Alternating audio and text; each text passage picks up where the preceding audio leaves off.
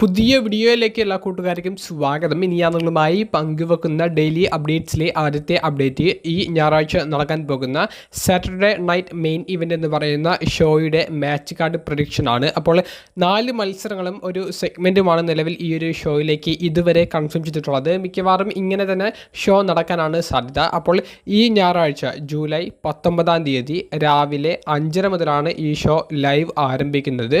ഇതിൻ്റെ പ്രത്യേകത എന്താണെന്ന് വെച്ചാൽ സോണി ചാനലുകളിലൂടെ നമുക്ക് ഈ ഒരു ഷോ, ഈ സാറ്റർഡേ നൈറ്റ്സ് മെയിൻ ഇവൻ്റ് എന്ന പേരിൽ വരുന്ന ഷോസ് മാത്രം ഇന്ത്യയിൽ ലൈവ് കാണാൻ സാധിക്കും. സോണി ചാനലുകളിലൂടെ സോണി 10-1-ലോ 10-2-ലോ ആയിരിക്കും ബ്രോഡ്കാസ്റ്റ് ഉണ്ടായിരിക്കുക. സോണി ലിവ് എന്ന് പറയുന്ന OTT സ്ട്രീമിംഗ് ആപ്ലിക്കേഷനിലൂടെ നമുക്ക് മൊബൈലിലും അല്ലെങ്കിൽ സിസ്റ്റം ഉപയോഗിച്ച് നമുക്കിത് ലൈവായി കാണാൻ സാധിക്കുന്നതാണ്. ഇനി TV-യിലോ അല്ലെങ്കിൽ സോണി ലിവ് സബ്സ്ക്രിപ്ഷൻ ഇല്ലാതെ കാണാൻ വേണ്ടി ആഗ്രഹിക്കുന്നവരാണെങ്കിൽ നമ്മുടെ വാട്സപ്പ് ചാനലിൻ്റെ ലിങ്ക് ഡിസ്ക്രിപ്ഷൻ ബോക്സിൽ കൊടുത്തിട്ടുണ്ട്. അതിൽ ജോയിൻ ചെയ്താൽ മറ്റ് വെബ്സൈറ്റുകളുടെ ലിങ്ക് ലഭ്യമാകുന്നതാണ്. നമ്മളെല്ലാ ഇത്തരത്തിലുള്ള പ്രൊഡിക്ഷൻ വീഡിയോയിലും ഈ ചാനലിൻ്റെ ലിങ്ക് പ്രൊവൈഡ് ചെയ്യാറുണ്ട്. കൂടുതൽ ആളുകൾ ജോയിൻ ചെയ്യാറുണ്ട്. അവർക്കൊക്കെ കൃത്യമായിട്ട് ഷോ വീക്ഷിക്കാനും സാധിക്കാറുണ്ട്. റോ, സ്മാക്ഡൗൺ, മറ്റ് പ്രീമിയം ലൈവ് ഇവൻറ്റ്സ് തുടങ്ങിയവയുടെയൊക്കെ ലിങ്ക് നമ്മൾ കൃത്യമായിട്ട് ഇതിലൂടെ പ്രൊവൈഡ് ചെയ്യുന്നുണ്ട്. അപ്പോൾ ഇനി നമുക്ക് മാച്ച് കാർഡ് പ്രൊഡിക്ഷനിലേക്ക് കടക്കുകയാണെങ്കിൽ, ഒന്നാമതായി നമ്മൾ നോക്കുന്നത് ഈ ഒരു ഷോയിലേക്ക് നിലവിൽ കൺഫേം ചെയ്തിട്ടുള്ള ഏക ചാമ്പ്യൻഷിപ്പ് മത്സരത്തെ സംബന്ധിച്ചാണ്. വുമൻസ് ടാഗ് ടീം ചാമ്പ്യന്മാരായ ബ്രീ, ബെല്ല, പേജ് തുടങ്ങിയവരുടെ ടീം ഫേറ്റൽ ഇൻഫ്ലുവൻസിനെതിരെ ടൈറ്റിൽ ഡിഫെൻഡ് ചെയ്യുന്ന വുമൻസ് ടാഗ് ടീം ചാമ്പ്യൻഷിപ്പ് മത്സരമാണ് കൺഫേം ചെയ്തിട്ടുള്ളത്. ഈ സാറ്റർഡേ നൈറ്റ്സ് മെയിൻ ഇവൻ്റ് എന്ന് പറയുന്ന ഷോ നടക്കുന്നത് ലോക പ്രശസ്ത എറീനയിലായ മാഡിസൺ സ്ക്വയർ ഗാർഡൻ എന്ന സ്ഥലത്ത് വെച്ചിട്ടാണ്. അപ്പോൾ ഈ ഷോയിലേക്ക് ഏക ചാമ്പ്യൻഷിപ്പ് മത്സരമായിട്ട് ഈ ഒരു വുമൻസ് ടാഗ് ടീം ടൈറ്റിൽ മാത്രം വരുമ്പോൾ തന്നെ ഒരു കാര്യം നമുക്ക് ഉറപ്പിച്ച് പറയാൻ സാധിക്കും, ഒരു ടൈറ്റിൽ ചേഞ്ച് മണക്കുന്നുണ്ട് എന്നുള്ളത്. അതായത് ഫേറ്റൽ ഇൻഫ്ലുവൻസ് പുതിയ വുമൻസ് ടാഗ് ടീം ചാമ്പ്യന്മാർ ആകാൻ സാധ്യത കൂടുതലാണ്. ഇവർക്ക് തമ്മിലുള്ള ഒരു മത്സരം ജൂൺ മാസത്തിലെ ഒരു സ്മാക്ഡൗൺ എപ്പിസോഡിൽ നടന്നിട്ടുണ്ടായിരുന്നു. അപ്പോൾ ഇത് ആദ്യമായിട്ടല്ല ഇവർ ഏറ്റുമുട്ടുന്നത്.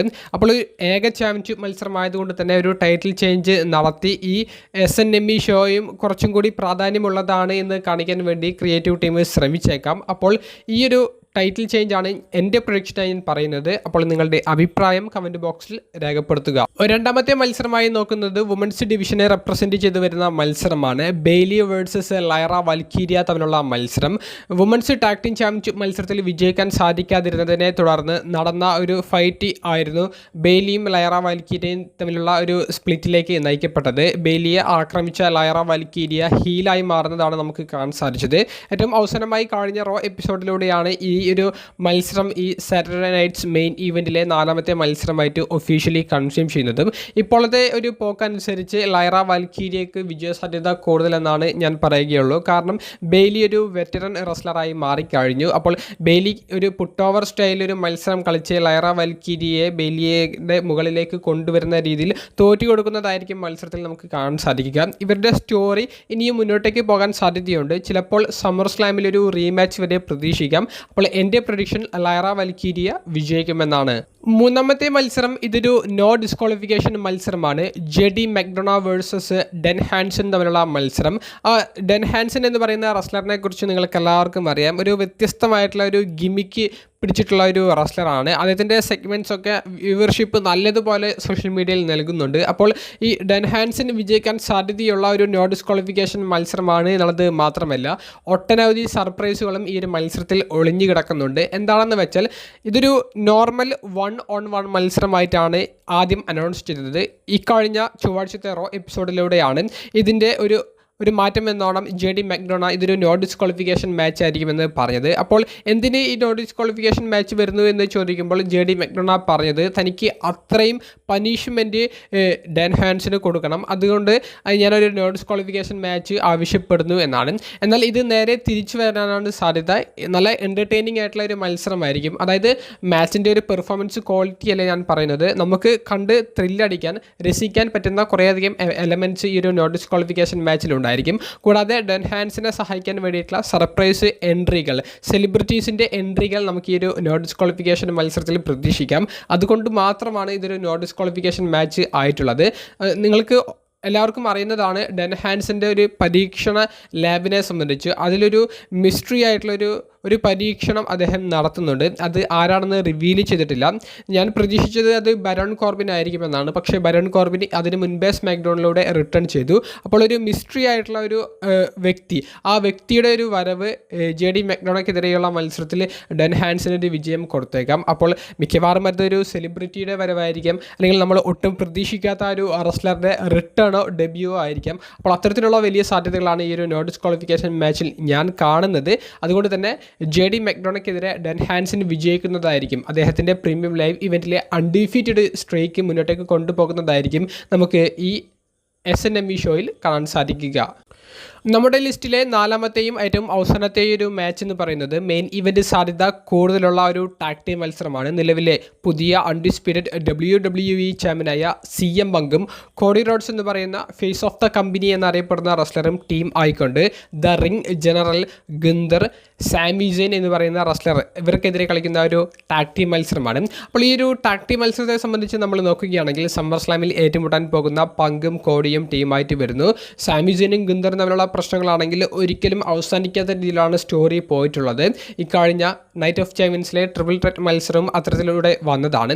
അപ്പോൾ കുറേയധികം സ്റ്റോറി ലൈനുകൾ പറഞ്ഞു പോകാൻ സാധ്യതയുള്ള, കുറേയധികം സ്റ്റോറി ലൈനുകൾ ഓൾറെഡി പറഞ്ഞു പോയിട്ടുള്ള ഒരു ടാഗ് ടീം മത്സരത്തിലേക്കാണ് കാര്യങ്ങൾ ഇപ്പോൾ പോയിക്കൊണ്ടിരിക്കുന്നത്. അപ്പോൾ CM പങ്കും ഈ കോഡിയും തമ്മിലുള്ള ഇവരുടെ ഒരു കമ്മ്യൂണിക്കേഷൻ എങ്ങനെയായിരിക്കും? സമ്മർ സ്ലാം എന്ന് പറയുന്ന ബിഗ്ഗസ്റ്റ് ഇവൻറ്റിന് ഇനി 2 ആഴ്ച മാത്രമേ ബാക്കിയുള്ളൂ. അതിന് മുൻപ് ഒരു ടാഗ് ടീം മത്സരത്തിൽ ഇവർക്ക് ഒരുമിച്ച് നിൽക്കാൻ സാധിക്കുമോ, എതിരാളികൾക്ക് എതിരെ ഇവർ ഒരുമിച്ച് നിന്നുകൊണ്ട് ഒരു വിജയം നേടിയെടുക്കുമോ എന്നുള്ളതാണ് എല്ലാവരും ഉറ്റുനോക്കുന്നത്. ഒരു നിലവിലൊരു വിൻ പ്രഡിക്റ്റബിലിറ്റി ആർക്കാണ് കൂടുതലെന്ന് ചോദിച്ചാൽ അത് പങ്ക്, കോഡി റോഡ്സ് തുടങ്ങിയവരുടെ ടീമിനാണെന്ന് നമുക്ക് ഒറ്റയടിക്ക് പറയാൻ സാധിക്കുന്ന ഒരു ഉത്തരമാണെങ്കിൽ പോലും ഇവരുടെ ഈ ഒരു കമ്മ്യൂണിക്കേഷൻ അത് എങ്ങനെയായിരിക്കും എന്നുള്ളത് കാണാനാണ് എല്ലാവരും കാത്തിരിക്കുന്നത്.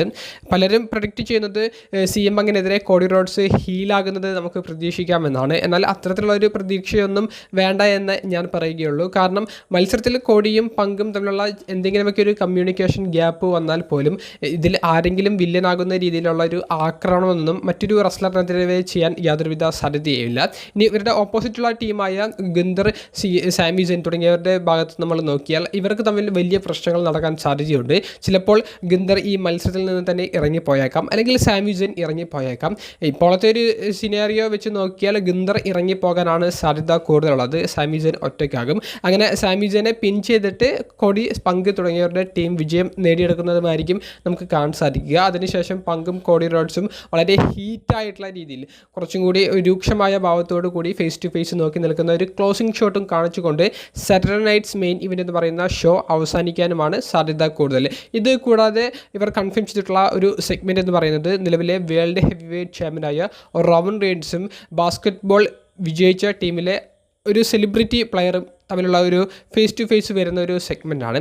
അതിൽ ഈ ടീമിനെ റോമൻ റെയ്ൻസ് അഭിനന്ദിക്കുന്നതും ഈ ട്രൈബൽ ചീഫായിട്ട് റോമൻ റെയ്ൻസിനെ അക്നോളജ് ചെയ്യുന്ന ഈ NBA പ്ലെയറുടെ ഒരു ഭാഗവുമായിരിക്കും നമുക്ക് കാണാൻ സാധിക്കുക. അതിന് അപ്പുറം മറ്റൊന്നും ഞാൻ പ്രതീക്ഷിക്കുന്നില്ല. സെത്തിൻ്റെ ഒരു അപ്പിയറൻസിന് വളരെ സാധ്യത കുറവ് മാത്രമേ ഞാൻ പ്രതീക്ഷിക്കുന്നുള്ളൂ. ഇങ്ങനെ പരസ്പരം അംഗീകരിച്ചുകൊണ്ട് ഇരുവരും ചിലപ്പോൾ ഒന്ന് കൈ ഉയർത്തിപ്പിടിച്ച് നിൽക്കുന്ന ഒരു സെഗ്മെൻറ്റും കാണിച്ചുകൊണ്ട് സാറ്റർഡേ നൈറ്റ്സ് മെയിൻ ഇവൻറ്റിൽ ഈ ഒരു സെഗ്മെൻറ്റ് കടന്നു പോകാനാണ് സാധ്യത കൂടുതൽ. അപ്പോൾ ഇതൊക്കെയാണ് നമുക്ക് സാറ്റർഡേ നൈറ്റ്സ് മെയിൻ ഇവൻറ്റ് എന്ന് പറയുന്ന ഷോയെ സംബന്ധിച്ച് പങ്കുവെക്കാനുള്ളത്. അപ്പോൾ മറക്കരുത്, ഈ ഞായറാഴ്ച ജൂലൈ 19-ാം തീയതി രാവിലെ 5:30 മുതൽ സോണി ചാനലുകളിലൂടെ നമുക്ക് ലൈവ് TV-യിൽ കാണാൻ സാധിക്കും. സോണി ലിവിലും ലൈവ് ഉണ്ടായിരിക്കുന്നതാണ്. ഇനി ഇതല്ലാതെ കാണാൻ വേണ്ടി ശ്രമിക്കുന്ന കൂട്ടുകാർക്ക് നമ്മുടെ വാട്സപ്പ് ചാനലിൻ്റെ ലിങ്ക് ഡിസ്ക്രിപ്ഷൻ ബോക്സിൽ കൊടുത്തിട്ടുണ്ട്. ജോയിൻ ചെയ്യാൻ വേണ്ടി ശ്രമിക്കുക. ഇനി നിങ്ങളുടെ പ്രഡിക്ഷൻസ് കമൻറ്റ് ബോക്സിൽ രേഖപ്പെടുത്തുക. ഇനി 2 ചെറിയ അപ്ഡേറ്റ്സും കൂടി പങ്കുവെക്കാനുണ്ട്. ഡെയിലി അപ്ഡേറ്റ്സിലെ 2ാമത്തെ അപ്ഡേറ്റായി നമ്മൾ നോക്കുന്നത് സ്മാക്ഡൗൺ ബ്രാൻഡിലെ റെസ്ലറായ ജോർദൻ ഗ്രേസ് എന്ന് പറയുന്ന റെസ്ലറിനെ സംബന്ധിച്ചാണ്. മുൻ TNA റെസ്ലിങ്ങിൻ്റെ നോക്കൗട്ട്സ്, അതായത് വുമൻസ് ഡിവിഷൻ്റെ ചാമ്പ്യനൊക്കെ ആയിരുന്ന ജോർദൻ ഗ്രേസ് NXTയിൽ കിട്ടിയിട്ടുണ്ടായിരുന്ന ആ ഒരു പരിഗണന പോലും നിലവിൽ മെയിൻ റോസ്റ്ററിൽ കിട്ടുന്നില്ല. ജോർദൻ ഗ്രേസ് എന്ന് പറയുന്ന റെസ്ലറിനെ സംബന്ധിച്ചുള്ള കുറേയധികം റെസ്ലേഴ്സിനും ഇതൊരു സിറ്റുവേഷനാണ് നിലവിലുള്ളത്. പക്ഷേ ജോർദൻ ഗ്രേസിൻ്റെ ഒരു കാര്യം നമ്മൾ നോക്കുകയാണെങ്കിൽ NXTയിൽ നിന്ന് മെയിൻ റോസ്റ്റർ കോളപ്പായിട്ട് താരം എത്തിയതിന് ശേഷം ഈ സ്മാക്ഡൗണിൽ വലിയൊരു മെയിൻ ഇവൻറ്റ് സീനിലേക്കായിരുന്നു താരത്തിൻ്റെ ഒരു പോക്ക്. ചാമ്പ്യന്മാർക്കെതിരെ ഫേസ് ടു ഫേസ് വരുന്ന ഒരു ബാക്ക് സ്റ്റേജ് സെഗ്മെൻറ്റ്സ്, മത്സരമാണെങ്കിലും ടോപ്പ് റെസ്ലേഴ്സിനെതിരെ, അങ്ങനെ വലിയ പ്രതീക്ഷകളൊക്കെ നൽകിയിട്ടാണ് ജോർദൻ ഗ്രേസിനെ സ്മാക്ഡൗണിൽ ഇൻട്രൊഡ്യൂസ് ചെയ്തത്. പക്ഷേ ഇപ്പോൾ കഴിഞ്ഞ കുറച്ച് മാസങ്ങളായിട്ട് സ്മാക്ഡൗണിൽ ജോർദൻ ഗ്രേസിന് മത്സരമില്ല, ടെലിവിഷനിൽ അപ്പിയറൻസ് പോലുമില്ല. അവസാനമായിട്ട് സ്മാക്ഡൗണിൽ ഒരു മത്സരത്തിന് ഇറങ്ങിയത് അത് ഏപ്രിൽ മാസത്തിലാണ്. അതിനുശേഷം താരം എവിടെയാണ് എന്നുള്ളതിനെ സംബന്ധിച്ച് ഒരു അപ്ഡേറ്റ് പോലും സ്റ്റോറി ലൈൻ്റെ ഭാഗമായിട്ട് സ്മാക്ഡൗണിൽ നൽകിയിട്ടുണ്ടായിരുന്നില്ല. മെയിൻ ഇവൻ്റ് എന്ന് പറയുന്ന ഷോ യൂട്യൂബിൽ അപ്ലോഡ് ചെയ്യുന്നുണ്ട്. അതിൽ താരത്തിന് ഇടയ്ക്കൊക്കെ മത്സരം കൊടുക്കാറുണ്ട്. എന്നാൽ കഴിഞ്ഞ കുറച്ച് നാളുകളായിട്ട് അതും കൊടുക്കുന്നില്ല. അപ്പോൾ ജോർദൻ ഗ്രേസിന് എന്താണ് സംഭവിച്ചത്? ഹെൽത്ത് ഇഷ്യൂസ് എന്തെങ്കിലും ഉണ്ടോ? ഇഞ്ചുറി ആണോ? അതോ മറ്റ് പ്രശ്നങ്ങൾ എന്തെങ്കിലും ഉണ്ടോ എന്നുള്ളതിനെ സംബന്ധിച്ച് നിലവിൽ ഫൈറ്റ്ഫുൾ സെലക്റ്റിൻ്റെ ഒരു റിപ്പോർട്ടർ പങ്കുവെക്കുന്ന ഒരു അപ്ഡേറ്റ് ഇങ്ങനെയാണ്. ജോർദൻ ഗ്രേസിന് യാതൊരുവിധ ഹെൽത്ത് ഇഷ്യൂസോ ഒന്നുമില്ല. താരത്തിൻ്റെ ബാക്ക് സ്റ്റേജിൽ വലിയ പ്രശ്നങ്ങളൊന്നുമില്ല. പക്ഷേ ക്രിയേറ്റീവ് ടീമിന് ഈ ജോർദൻ ഗ്രേസ് എന്ന് പറയുന്ന വുമൻസ് ഡിവിഷനിലെ ഏറ്റവും യങ് ആൻഡ് ക്വാളിറ്റി പെർഫോമൻസ് കാഴ്ചവെക്കുന്ന താരത്തെ എങ്ങനെ പ്രസൻറ്റ് ചെയ്യണമെന്നുള്ളത് അറിയുന്നില്ല. ക്രിയേറ്റീവ് ടീമിന് ഈ താരത്തിന് എത്തരത്തിലുള്ള സ്റ്റോറി ലൈൻ കൊടുക്കണമെന്ന് അറിയാത്തത് കൊണ്ട് തന്നെ താരത്തെ മാറ്റി നിർത്തിയിരിക്കുകയാണ്. ഏറ്റവും അവസാനമായി പങ്കുവെക്കുന്നത് കീത്ത് ലീ എന്ന് പറയുന്ന റെസ്ലറിനെ സംബന്ധിച്ചാണ്. കീത്ത് ലീയെ സംബന്ധിച്ച് അത്ര പോസിറ്റീവായിട്ടുള്ള വാർത്തകളല്ല പുറത്തേക്ക് വരുന്നത്. ചില റൂമേഴ്സൊക്കെ പുറത്തേക്ക് വരുന്നത് ഇങ്ങനെയാണ്: കീത്ത് ലീ പ്രൊഫഷണൽ റെസ്ലിംഗിൽ നിന്ന് റിട്ടയർമെൻറ്റ് പ്രഖ്യാപിച്ചു എന്ന്. കാരണം കഴിഞ്ഞ കുറച്ച് വർഷങ്ങളായിട്ട് കീത്ത് ലീ AEWയിൽ ആക്റ്റീവ് അല്ല. AEW കീത്ത് ലീയെ എങ്ങനെ കൊണ്ടുവരും എന്നുള്ളതിനെ സംബന്ധിച്ച് യാതൊരുവിധ ഡിസ്കഷനും നടത്തുന്നില്ല. അപ്പോൾ നിലവിൽ റെസ്ലിംഗ് ഒബ്സർവറുടെ ഒരു ലേറ്റസ്റ്റ് റിപ്പോർട്ട് പ്രകാരം കീത്ത് ലീ ഏകദേശം പ്രൊഫഷണൽ റെസ്ലിംഗ് കരിയർ അവസാനിപ്പിച്ച രീതിയിലാണ് ഉള്ളത്. അതുകൊണ്ടാണ് AEW അദ്ദേഹത്തെ തിരികെ കൊണ്ടുവരാത്തത് എന്നാണ് ആ ഒരു റിപ്പോർട്ടിൽ കൊടുത്തിട്ടുള്ളത്. നമുക്ക് കീത്ത് ലീയുടെ ഭാഗത്തു നിന്നോ AEWൻ്റെ ഭാഗത്തു നിന്നോ ഒരു സ്ഥിരീകരണം ലഭിക്കാത്തത് കൊണ്ട് തന്നെ വിരമിച്ചു എന്നുള്ളത് ഒറ്റയടിക്ക് പറയാൻ സാധിക്കുന്നില്ല. ഇതിനേക്കാൾ വലിയ പ്രശ്നം എന്താണെന്ന് വെച്ചാൽ കീത്ത് ലീ എന്ന് പറയുന്ന റെസ്ലറുടെ വൈഫിനെ നിങ്ങൾക്ക് എല്ലാവർക്കും പരിചിതമുണ്ടായിരിക്കും. നിലവിൽ സ്മാക്ഡൗൺ ആക്റ്റീവായിട്ടുള്ള മീച്ചിൻ എന്ന് പറയുന്ന റെസ്ലറാണ്. പക്ഷേ ഇരുവരും തമ്മിൽ ഡിവോഴ്സ് ആയി എന്നുള്ള ഒരു അപ്ഡേറ്റാണ് മീച്ചിൻ ഇക്കഴിഞ്ഞ ദിവസം സോഷ്യൽ മീഡിയയിലൂടെ വെളിപ്പെടുത്തിയിരിക്കുന്നത്. ഒരു വർഷത്തിന് മുകളിലായിട്ട് ഇരുവരും സെപ്പറേറ്റഡ് ആണ്. ഇപ്പോൾ ഡിവോഴ്സ് ആയി എന്നുള്ളതാണ് ഇപ്പോൾ നമുക്ക് കിട്ടുന്ന ഒരു അപ്ഡേറ്റ്. അപ്പോൾ പ്രൊഫഷണൽ റെസ്ലിംഗ് എന്ന് പറയുന്ന അദ്ദേഹം ഇഷ്ടപ്പെടുന്ന ഏറ്റവും വലിയ അദ്ദേഹത്തിൻ്റെ ഹോബിയിൽ നിന്ന് റിട്ടയർ ചെയ്യുന്ന ഒരു സിറ്റുവേഷനിലേക്ക് എത്തിയെന്ന് കേൾക്കുന്നു. അദ്ദേഹത്തിൻ്റെ റിയൽ ലൈഫിലാണെങ്കിൽ ഡിവോഴ്സും നടന്നു കഴിഞ്ഞിരിക്കുന്നു എന്നുള്ളൊരു അപ്ഡേറ്റ് ആണ് നമുക്ക് അറിയാൻ സാധിക്കുന്നത്. അപ്പോൾ ഏറ്റവും വിഷമം പിടിക്കുന്ന ഘട്ടത്തിലൂടെയാണ് കീത്ത് ലീ പോയിക്കൊണ്ടിരിക്കുന്നത്.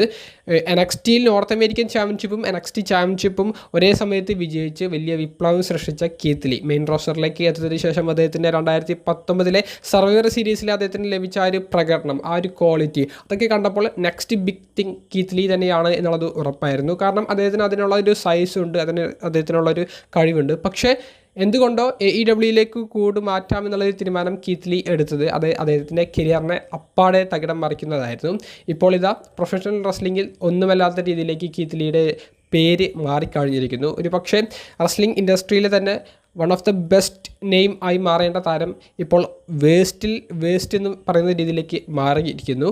ഇതാണ് ചില തീരുമാനങ്ങൾ നമ്മുടെ ജീവിതത്തെ ബാധിക്കുമെന്ന് പറയുന്നത്. ചില സമയത്തെ ചില തീരുമാനങ്ങൾ നമ്മുടെ ജീവിതത്തെ നല്ല രീതിയിൽ ബാധിക്കും. അതിന് ഉത്തമ ഉദാഹരണമാണ് കീത്ത് ലീ. നിങ്ങളുടെ അഭിപ്രായങ്ങൾ കമൻറ്റ് ബോക്സിൽ രേഖപ്പെടുത്തുക. അപ്പോൾ അടുത്തൊരു വീഡിയോയുമായി കാണുന്നത് വരെ ബൈ.